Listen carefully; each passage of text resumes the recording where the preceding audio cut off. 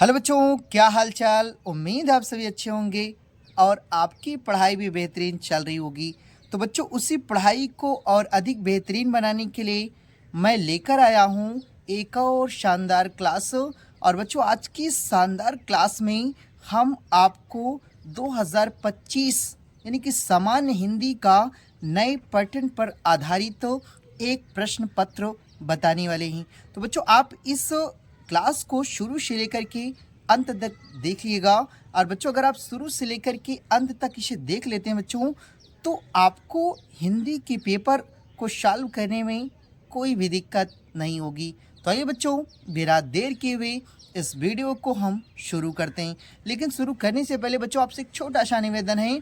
अगर आप इस चैनल पर नए हैं तो इस चैनल को सब्सक्राइब कर लीजिएगा और बेल आइकन को भी आप प्रेस कर दीजिएगा, ताकि बच्चों मेरी कोई वीडियो का नोटिफिकेशन हो वो आप तक सबसे पहले पहुंचे। तो आइए बच्चों, देखते हैं।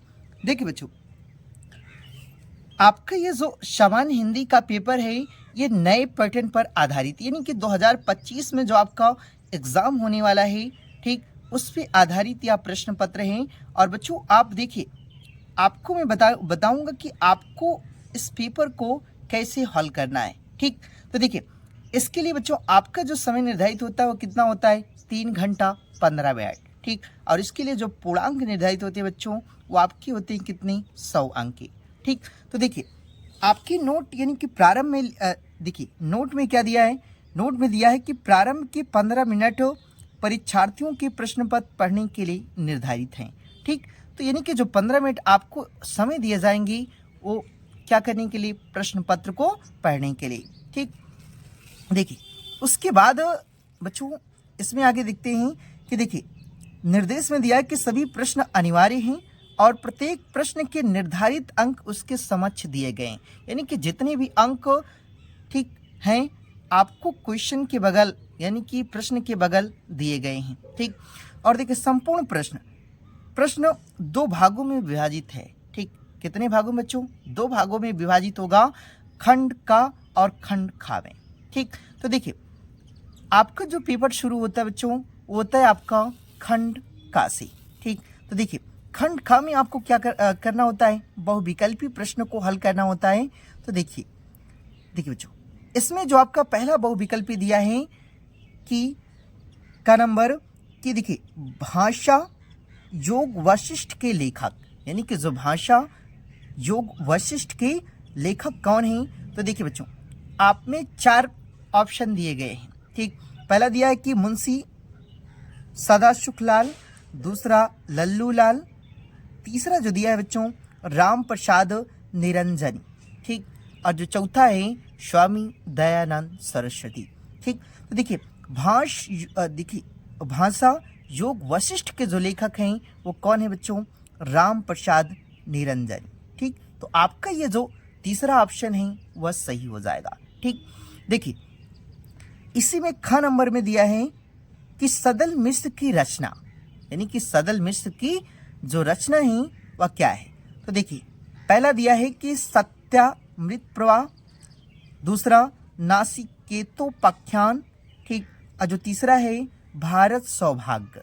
ठीक, और जो चौथा ऑप्शन दिया है बच्चों भूतनाथ। ठीक, तो देखिए, इसमें आपका क्या सही हो जाएगा कि जो सदल मिश्र की रचना है वह है नासिकेतोपाख्यान। ठीक, तो यानी कि आपका ये दूसरा ऑप्शन सही हो जाएगा। ठीक, देखिए बच्चों, उसके बाद देखिए इसमें कि ग नंबर दिया है कि चंद्रकांता संतति कृत की विधा है। ठीक, बच्चों देखिए, चंद्रकांता संतति कृत की न विधा है, ये मिस्टेक हो गया है, तो ये विधा है तो क्या होगी बच्चों? देखिए, ऑप्शन में दिया है निबंध, ठीक, नाटक, यानी कि पहला जो आपका दिया है निबंध दिया है और दूसरा ऑप्शन दिया है नाटक। ठीक, देखिए, उसी में जो तीसरा ऑप्शन दिया है बच्चों कहानी दिया है। ठीक, और जो चौथा ऑप्शन है आपका उपन्यास। ठीक, तो इसमें क्या हो जाएगा बच्चों कि जो चंद्रकांता संततिकृत की विधा है वह क्या होगी? आपकी उपन्यास हो जाएगी।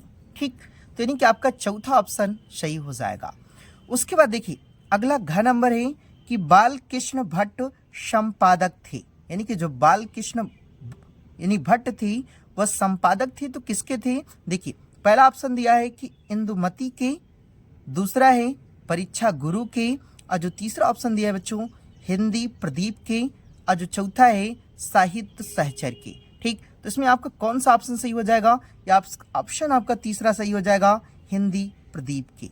ठीक, तो ये आपका सही हो जाएगा।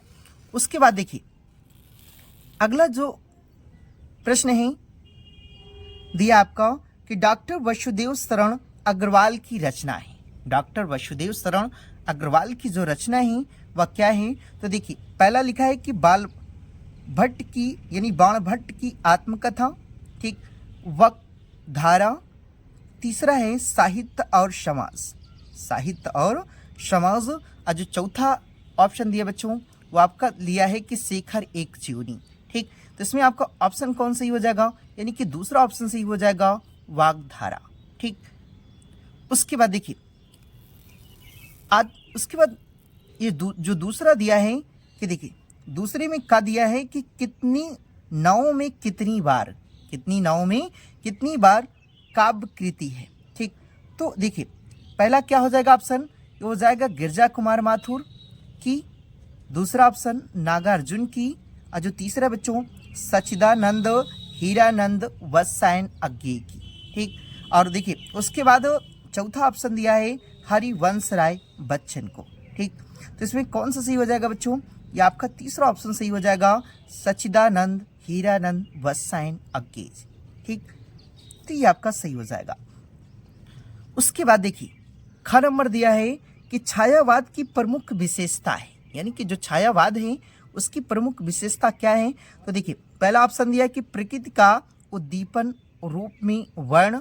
ठीक, और जो दूसरा ऑप्शन दिया है बच्चों सौंदर्य एवं प्रेम, सौंदर्य एवं प्रेम, और जो तीसरा ऑप्शन दिया है इतवित्तात्मकता। ठीक, और जो चौथा है देखिए श्रृंगारिक भावना का पूर्णता अभाव। तो इसमें कौन सा हो जाएगा बच्चों? आपका दूसरा ऑप्शन सही हो जाएगा, सौंदर्य एवं प्रेम। ठीक, उसके बाद देखिए अगला जो आपका प्रश्न है देखिए ग नंबर कि दूसरा सप्तक का प्रकाशन वर्ष है। ठीक, तो इसमें प्रकाशन वर्ष पूछा है, तो आपको देखिए पहला दिया है कि 1943 है, ठीक, 1950 है बच्चों, और 1951 ईस्वी में, 1956 ईस्वी में। तो इसमें कौन सा सही हो जाएगा?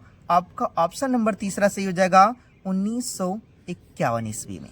ठीक, देखिए घ नंबर दिया है कि हिंदी का प्रथम महाकाव्य माना जाता है, यानी कि हिंदी का जो प्रथम महाकाव्य है वह माना जाता है। तो हिंदी का प्रथम महाकाव्य कौन माना जाता है बच्चों? देखिए बच्चों पहला ऑप्शन दिया है पद्मावत, दूसरा है रामचरितमानस, जो तीसरा ऑप्शन दिया बच्चों साकेत, और जो चौथा है पृथ्वीराज राशो। ठीक, तो इसमें ऑप्शन नंबर चौथा सही हो जाएगा बच्चों, क्या है? पृथ्वीराज राशो। तो आपका ये चौथा नंबर सही हो जाएगा। देखिए उसके बाद ये अंगा नंबर है कि मैथिली शरण गुप्त की काव्य कृति है, यानी कि जो मैथिली शरण गुप्त जी हैं काव्य कृति है उनकी। तो देखिए प्रेम प्रभु प्रवाह, ठीक, जो तीसरा है त्रिपथगा, ठीक, उसके बाद लहर और ग्राम्य। ठीक, तो इसमें कौन सा हो जाएगा? पहला ऑप्शन आपका सही हो जाएगा।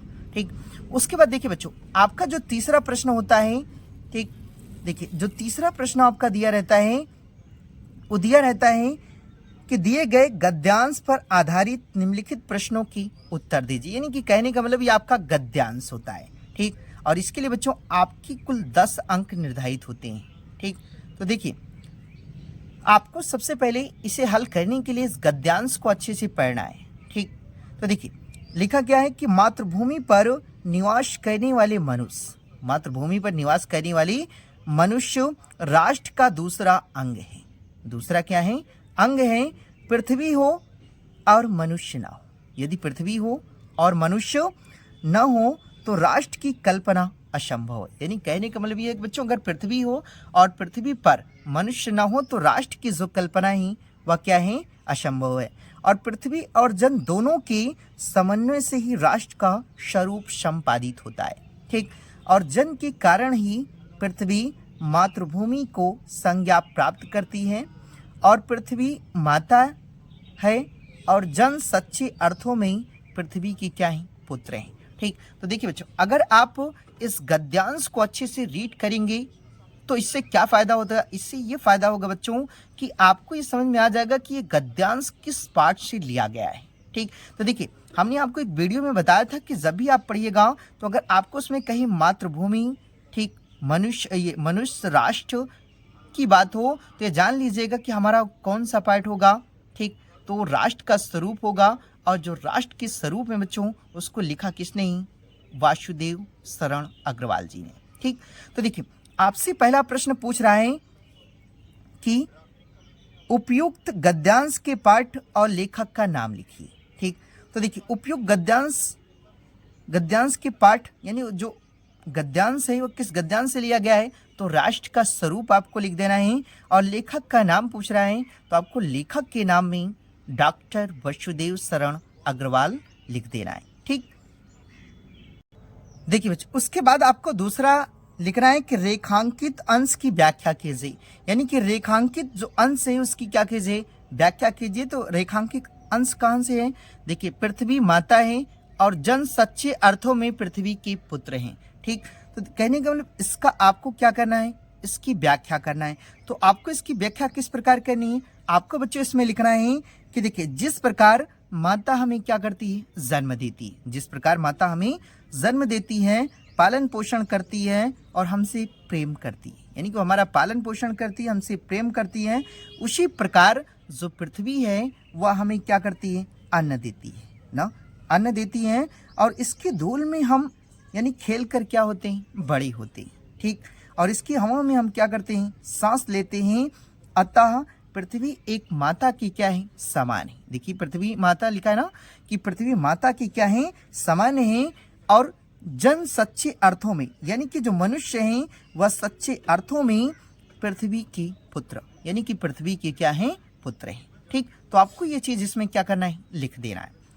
उसके बाद देखिए बच्चों, उसके बाद आगे आपको लिखना है, देखिए, कि राष्ट्र की कल्पना कब असंभव है, यानी राष्ट्र की कल्पना कब असंभव है। तो देखिए, इस गद्यांश को जब आप पढ़ेंगे बच्चों तो इसमें लिखा है, देखिए, कि पृथ्वी हो और मनुष्य ना हो, पृथ्वी हो, देखिए यहाँ से कि पृथ्वी हो और मनुष्य ना हो तो राष्ट्र की कल्पना असंभव है। तो यानी कहने का मतलब यहाँ से बच्चों आपको यहाँ तक क्या करना है, लिख देना है। ठीक, उसके बाद देखिए, अगला जो प्रश्न था, देखिए, अगला जो प्रश्न है बच्चों कि पृथ्वी और जन दोनों मिलकर क्या बनाते हैं ना। तो देखिए, जब आप इसमें पढ़ेंगे बच्चों अच्छे से इसको तो आपको मिल जाएगा कि देखिए, पृथ्वी और जन दोनों के समन्वय से ही राष्ट्र का स्वरूप संपादित होता है, यानी कि राष्ट्र का जो स्वरूप है वह क्या होता है, बनता है, या इसे कह लें कि राष्ट्र का जो स्वरूप है वह संपादित होता है। ठीक, तो आपको इतना क्या करना है, लिखना है। और इसके बाद एक प्रश्न बच्चों इसी में और था, देखिए, एक प्रश्न और था कि पृथ्वी कब मातृभूमि को संज्ञा प्राप्त करती है ना। तो आपको लिखना है कि देखिए, आपको यहां से लिखना है कि जन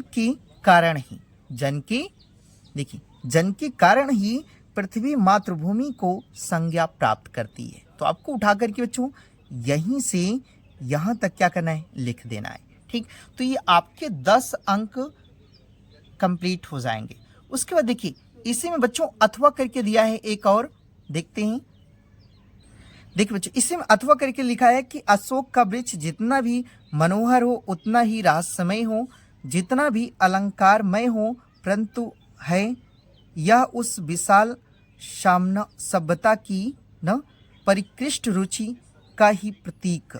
यानी कहने का मतलब ये आपको दिया है बच्चों, और इसका आप स्क्रीनशॉट ले लीजिएगा और इसको बच्चों अपने से आप प्रैक्टिस करिएगा, क्योंकि इसमें जो गद्यांश आए हैं ये आपके सबसे ज़्यादा इम्पोर्टेंट रहेंगे बच्चों। तो इसलिए आप बेहतर ये होगा कि आप इनको देख लीजिए और इसका स्क्रीनशॉट ले लीजिए और उसके बाद इसको घर पर आप अच्छे से प्रैक्टिस करके तभी आप एग्ज़ाम में जाइएगा। ठीक, देखिए इससे रिलेटेड आपके जो प्रश्न पूछे गए थे वो आपके प्रश्न थे कि उपयुक्त गद्यांश के पाठ और लेखक का नाम लिखिए। तो आपको पहले अशोक का वृक्ष मिल गया है ना, तो यानी कि अशोक की ना, तो यानी कि आपको क्या करना है बच्चों, इस गद्यांश को अच्छे से देख करके पढ़ करके आप इसको अच्छे से हल कर लीजिएगा। ठीक, उसके बाद देखिए अगला जो है इसी में बच्चों चौथा आपका होता है, देखिए जो चौथा नंबर होता है आपका कि देखिए दिए गए गद्यांश पर आधारित निम्नलिखित प्रश्नों की उत्तर दीजिए। ठीक, तो देखिए आपसे इसमें जो गद्यांश यानी पद्यांश पूछा है, देखिए दिए गए पद्यांश पर आधारित निम्नलिखित प्रश्नों की उत्तर दीजिए। तो देखिए इसमें दिया है पद्यांश कि निज जन्म जन्म से सुने जीव या मेरा, धिक्कार उसे था महास्वार्थ ने घेरा। ठीक, शो बार धन यह एक लाल की माई, निज जननी ने है जना भरत सा भाई, और पागल सी प्रभु के साथ सभा चिल्लाई, 100 बार धन व एक लाल की माई। ठीक, तो ये आपका बच्चों पद्यांश दिया है। ठीक, पद्यांश दिया है और इसमें प्रश्न आपसे क्या पूछा है देखते हैं। देखिए बच्चों इसमें जो पहला प्रश्न पूछा था आपसे वो पूछा था कि उपयुक्त पद्यांश का संदर्भ लिखिए। ठीक, तो आपको संदर्भ कैसे लिखना था बच्चों, आपको लिखना था कि प्रस्तुत पद्यांश ना, यानी कि ऐसे भी लिख सकते हैं बच्चों कि देखिए बच्चों आप इसमें लिख सकते हैं कि पाठ का जो शीर्षक है, यानी कि इस पाठ का जो क्या है शीर्षक है वो किससे है, मतलब देखिए जो शीर्षक है वो केकई का अनुताप, केकई का अनुताप है, और इसके जो रचनाकार ये कहने कवि हैं वो कौन है, मैथिली शरण गुप्त जी। ठीक, तो आपको ये क्या करना है बच्चों लिख लेना है। उसके बाद देखिए इतना लिखने के बाद बच्चों आपको दूसरा पूछ रहा था कि रेखांकित अंश को, या यहाँ बच्चों की रहेगा कि रेखांकित अंश की व्याख्या कीजिए। ठीक, तो कहने का मतलब है कि आपको रेखांकित अंश की क्या करना है बच्चों, व्याख्या करना है।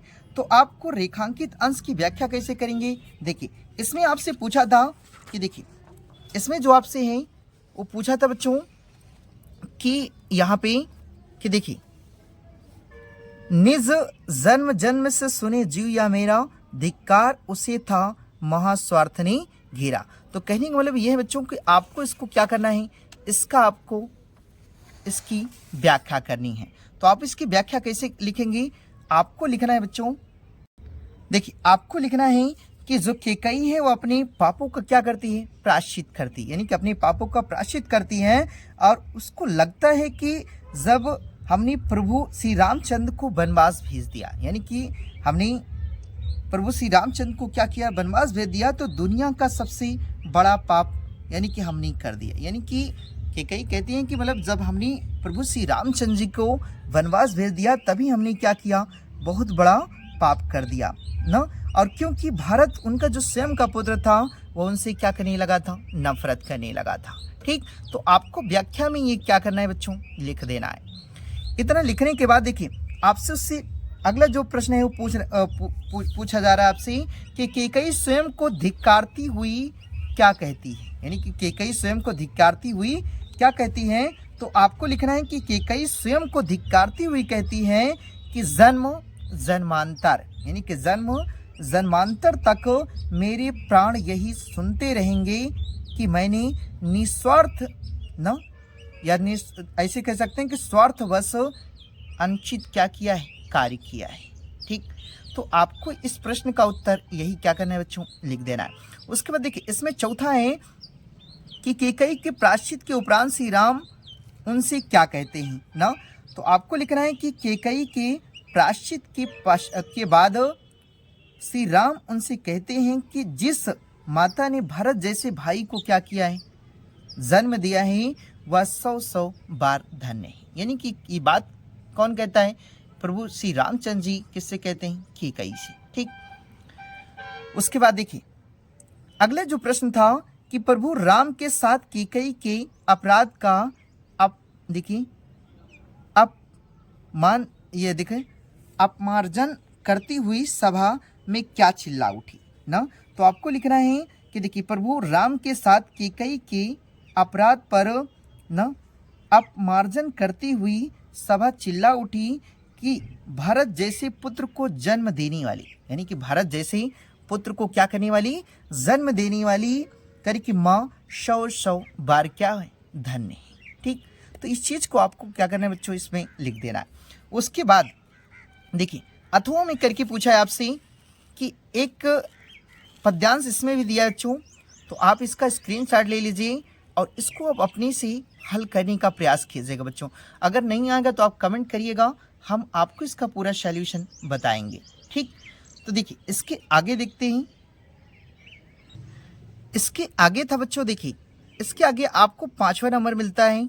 ठीक, और देखिए इसमें का नंबर दिया है कि निम्नलिखित में से किसी एक लेखक का साहित्यिक परिचय देते हुए उनकी प्रमुख रचनाओं का उल्लेख कीजिए।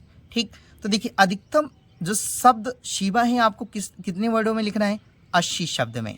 ठीक, तो देखिए आपको इसमें जो क्या करना है बच्चों, लेखक का साहित्यिक परिचय लिखना है, उनकी कृतियां लिखना है। तो देखिए इसमें जो आपका दिया है, देखिए पहला कि प्रोफेसर जी सुंदर रेड्डी। ठीक, और उसके बाद देखिए दूसरा बच्चों दिया है कि आचार्य हजारी प्रसाद द्विवेदी और डॉक्टर APJ अब्दुल कलाम। और बच्चों हमने बताया कि आपका हजारी प्रसाद द्विवेदी, मैं गारंटी के साथ कह सकता हूँ बच्चों, आप अगर इसे अच्छे से तैयार कर लेते हैं तो आपके एग्जाम में 100 में से 100% मैं गारंटी से कहता हूँ कि आपके एग्जाम में यही आएगा। ठीक, तो आप आचार्य हजारी प्रसाद द्विवेदी जी का जो जीवन परिचय और साहित्यिक परिचय आप अच्छे से तैयार कर लीजिएगा। ठीक, देखिए तो बच्चों इन तीनों का हमने कराया है, तो जाकर के बच्चों आप प्लेलिस्ट में जाकर के आप अच्छे से इसे पढ़ लीजिएगा। ठीक, उसके बाद देखिए खा नंबर 1 निम्नलिखित में किसी एक कवि का साहित्यिक परिचय देते हुए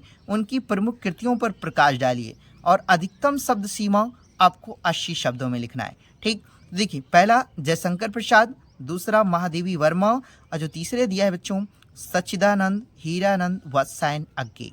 ठीक, और बच्चों इसमें दो ये सबसे ज़्यादा इंपॉर्टेंट रहेंगे, यानी जयशंकर प्रसाद और महादेवी वर्मा। और ये बच्चों आपके एग्जाम में ये दोनों हर साल पूछे जाते हैं। ठीक, उसके बाद देखिए आगे है, देखिए अगला जो है बच्चों कि 6वां नंबर कि ध्रुव यात्रा कहानी के उद्देश्य पर प्रकाश डालिए। ध्रुव यात्रा कहानी के उद्देश्य पर क्या करना है, देखिए प्रकाश डालिए और अधिकतम शब्द सीमा 80 शब्द, यानी कि आपको 80 शब्दों में क्या करना है, लिखना है। तो देखिए अथवा करके दिया है कि अगर आपको ये नहीं आता तो अथवा करके पंचलाइट अथवा बहादुर कहानी का सारांश लिखिए। और बच्चों हमने इस दोनों को कराया है एक ही वीडियो में, तो आप जाकर के प्लेलिस्ट में देख लीजिएगा बच्चों। और ये पंचलाइट और बहादुर, ठीक, ये आपके एग्जाम में हर साल पूछे जाते हैं और इसलिए हमने उसमें बताया भी है कि आप इन दोनों को अगर अच्छे से याद कर लेते हैं तो आपका ये जो मतलब उद्देश्य देता है, यानी कि कहानी देता है, कहानी का उद्देश्य लिखना होता है या सारांश लिखना होता है, वो आपको इसी में से आ जाएगा। ठीक, तो आप इसको अच्छे से तैयार कर लीजिएगा। उसके बाद देखिए बच्चों आपका 7वां नंबर आ जाता है। देखिए 7वां नंबर में है कि स्वपठित खंड काव्य के आधार पर किसी एक खंड के एक प्रश्न का उत्तर दीजिए। ठीक, और अधिकतम शब्द सीमा 80 शब्द। तो देखिए बच्चों ये आपके जिले वाइज होता है। ठीक, तो आपके जिले में क्या चलता है उस हिसाब से आपको क्या करना है, याद करना है। तो देखिए पहला मुक्ति यज्ञ खंड काव्य की कथा वस्तु संक्षेप में लिखिए। अथवा करके दिया है बच्चों कि देखिए अथवा करके आपका दिया है, देखिए बच्चों ये आपका दूसरा दिया है त्यागपति खंड के आधार पर हर्षवर्धन का चरित्र न। तो ये आपको देखिए आपको अपने खंड वाइज आपको क्या करना है बच्चों, याद कर लेना है। ठीक, उसके बाद देखिए आपका ये पूरा है, तो आपके जो जिले में चलता है बच्चों आप उसी हिसाब से ही आप अपना इसे तैयार कर लीजिएगा। ठीक, तो देखिए इसके आगे देखते हैं बच्चों। उसके बाद देखो बच्चों 8वां आता है आपका कि दिए गए संस्कृत गद्यांश में किसी एक का संदर्भ हिंदी में अनुवाद कीजिए। तो आपको क्या करना होता है बच्चों, संदर्भ लिख करके इसका क्या करना होता है, अनुवाद करना होता है। तो आप इसको बच्चों अच्छे से देख लीजिए और इसको आप अच्छे से तैयार कर लीजिएगा और अपने से बच्चों आप इसे प्रैक्टिस करिएगा। ठीक, तो देखिए उसके बाद देखिए अगला जो दिया है बच्चों आपका कि खा में कि दिए गए संस्कृत पद्यांशों में से किसी एक का संदर्भ हिंदी में संदर्भ लिखिए और हिंदी में क्या कीजिए, अनुवाद कीजिए। ठीक, तो आपको इसे क्या करना है, इसका बच्चों संदर्भ लिख करके हिंदी में क्या कर देना है, अनुवाद करना है। ठीक, तो इसके आगे देखते हैं बच्चों। देखिए अथवा करके आपको ये भी दिया है। ठीक, तो आप इसको भी अच्छे से देख लीजिए। उसके बाद बच्चों देखिए आपका ये व्याकरण चालू हो जाता है कि निम्नलिखित नौवां है कि निम्नलिखित मुहावरों और लोकोक्तियों में से किसी एक का अर्थ लिखकर उसका वाक्य प्रयोग कीजिए। ठीक, तो यानी कि आपको ये 4 दिया बच्चों, तो आपको एक लिखना है। ठीक, एक लिख करके उसके बाद उसका क्या करना है, वाक्य प्रयोग करना है। जैसे पहला अंगूठा दिखाना, दूसरा है पहाड़ टूट पड़ना। तो पहाड़ टूट पड़ना मतलब मुसीबत आ जाना, और धूल में मिलाना मतलब क्या होता है, यानी कि देखिए धूल में मिलाना हराना भी होता है या अस्तित्व नष्ट होना। ठीक, और पानी पानी होना यानी कि लज्जित होना या कहें कि लज्जा होना। ठीक, तो आप इसका वाक्य प्रयोग कर लीजिएगा।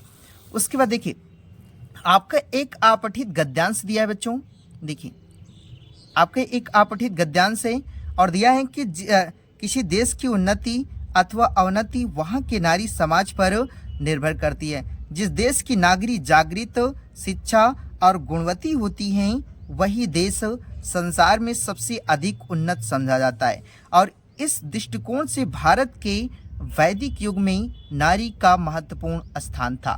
ठीक, और उस समय भारत सब देशों का शिरमौर माना जाता था। ठीक, सरस्वती, लक्ष्मी, दुर्गा आदि देवियां विद्या, धन और शक्ति की प्रतीक मानी जाती थीं और जीवन के लिए ये तीनों ही महत्वपूर्ण साधन हैं। ठीक, और ये नारी रूपी देवियों की कृपा से ही प्राप्त हो सकती थी। ठीक, अतः भारतवर्ष में सर्वत्र देवियों का पूजन होता था। मनु ने यहाँ तक यह भी कह दिया था कि जिस घर में नारी को सम्मान नहीं मिलेगा ना, उनको कभी रिद्धि सिद्धि, देखिए रिद्धि सिद्धि प्राप्त नहीं हो सकती। ठीक, तो देखिए इससे रिलेटेड आपसे जो प्रश्न पूछा था वो प्रश्न आपका था बच्चों कि देखिए आपसे इसमें जो प्रश्न दिया है, देखिए कि जीवन के लिए कौन से साधन महत्वपूर्ण बताए गए हैं। तो जीवन के लिए कौन से साधन महत्वपूर्ण बताए गए हैं, तो देखिए विद्या, धन और शक्ति। विद्या, धन और शक्ति यही साधन क्या किए गए, महत्वपूर्ण बताए गए हैं। ठीक, उसके बाद देखिए इसे में दूसरा करके था बच्चों कि आपसे पूछा था कि उपयुक्त गद्यांश का शीर्षक निर्धारित कीजिए। तो आप इसको अच्छे से पढ़ेंगे बच्चों, तो ये महिला के बारे में कहा गया है, तो ये क्या हो जाएगा, महिला सशक्तिकरण। ठीक, उसके बाद देखिए जो तीसरा प्रश्न था बच्चों वो आपका था इसमें, देखिए कि भारत में नारी का महत्वपूर्ण स्थान किस काल में था। ठीक, तो आप देखिए इसमें जब आप पढ़ेंगे बच्चों तो आपको मिलेगा कि इस दृष्टिकोण से भारत के वैदिक युग में, ठीक, वैदिक युग में नारी का महत्वपूर्ण स्थान था। यानी कि वैदिक युग में जो नारी थी या महिला थी उनका क्या था, महत्वपूर्ण स्थान था। ठीक, तो ये आपका बच्चों क्या हो जाएगा, अपठित गद्यांश हो जाएगा। ठीक, उसके बाद देखिए अथवा में करके आपसे दिया था, देखिए अथवा करके एक और गद्यांश दिया है, तो आपको इसे क्या करना है, पढ़ना है और इसी प्रकार आपको इसका भी जितने भी प्रश्न पूछा गए हैं उन सभी को आपको उसका उत्तर देना है। ठीक, उसके बाद देखिए आपसे जो 11 नंबर पर जो प्रश्न पूछा जाता है वो पूछा जाता है, देखिए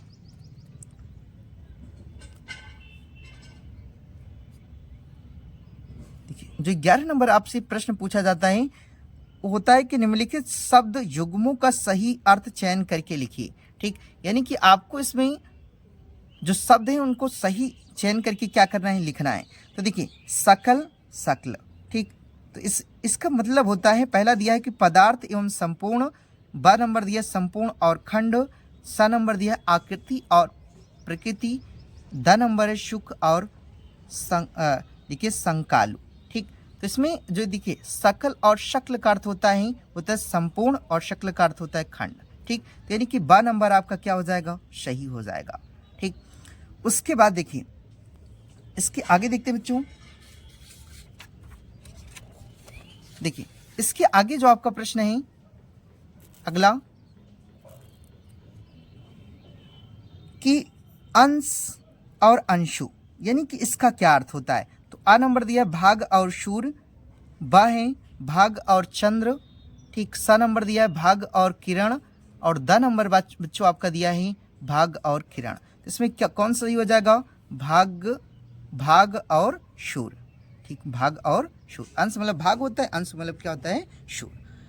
और निम्नलिखित ख नंबर में दिए निम्नलिखित शब्दों में से किसी एक शब्द के दो अर्थ लिखिए, ठीक।